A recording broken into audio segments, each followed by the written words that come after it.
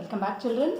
So hope you have gone through diffraction in the previous class. Okay, I told you about the types of diffraction and then we have studied about a single slit diffraction. So in single slit diffraction by Fraunhofer, we have observed that the fringe pattern on the screen. Okay, what type of fringe pattern did we observe? Central fringe was broad and thick. If you go for higher orders, intensity is gradually decreasing. Okay, so these are the higher order fringes where intensity is gradually coming down. Now in this class today, we will be discussing about a small topic, that is how to get the width of central maxima. Okay, we will be studying angular width also. I will also tell you about the linear width. Okay, for that go back to the double slit, single slit experimental arrangement. So assume that this is a small slit whose thickness is d. Okay, here was the source of light, monochromatic. Okay, this is a line passing through the center. Okay, what did we call this central part as? Okay, the central fringe is given a name as central maxima. Okay, so this is first maxima. And in between them you have first minima. Okay, hope you remember what is the condition for obtaining the fringes maxima and minima. If path difference d sin theta is equal to n lambda is the condition for diffraction minima. Okay, whereas if d sin theta is 2n plus 1 lambda by 2, this is the condition for diffraction maxima. Okay, where n starts from 0, 1, 2, 3 and so on. So once you know the conditions for the maxima and minima in diffraction pattern, now we are interested in finding the angular width of central maxima. See, from the center of the slit, okay, if I just draw a line, okay, take a reference line to this point, and again from the center of the two slits, okay, this is the point where you are getting first minima. The distance between two first minimas, this distance, okay, x is called as linear width. Okay, whereas if I take this whole angle, okay, upper angle as theta and lower angle also as theta, okay, then 2 theta is nothing but called as angular width. Okay, what do we mean by linear width and angular width? Okay, let the distance between the slit and the screen be capital D.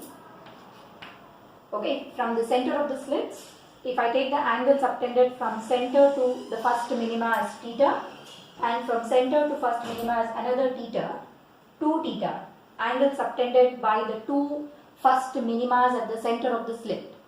2 theta is called as which width? Angular width. And the distance between these 2 points we call it as linear width. Okay, now we are going to discuss how to determine the angular width as well as linear width. See, what is the condition to get this first minima? Okay, for first minima, I told you the condition for getting a minima is d sin theta should be n lambda. So what should be sin theta equal to? N lambda divided by d. For first minima, n should be equal to 1. So what is sin theta coming out to be equal to? Lambda divided by small p. If theta is very, very small, we know sin theta tends to theta. So from here, tell me what is theta coming out to be? Lambda divided by d. Okay, we took the angular separation as theta because here the path difference, whatever path difference we have got, the same angle I am writing it as theta. See, did we get the value of theta as lambda by d? And once you know the value of theta, tell me what is angular width equal to? Angular width is 2 times of theta. 2 theta is equal to 2 lambda divided by d. If theta is lambda by d, 2 theta will be 2 lambda by d. So what is your formula for angular width of central maxima? Okay, if you want the distance between or the width of angular width of central maxima, so angular width has come out to be how much? 2 theta, that is nothing but equal to 2 times of lambda divided by small p. So observe this relation. On what factors is the angular width depending?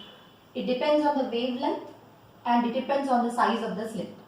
If you want a large width of central maxima, size of the slit should be as small as possible. Okay, so angular width is inversely related to the size of slit. So this is your expression for angular width. Now look at linear width.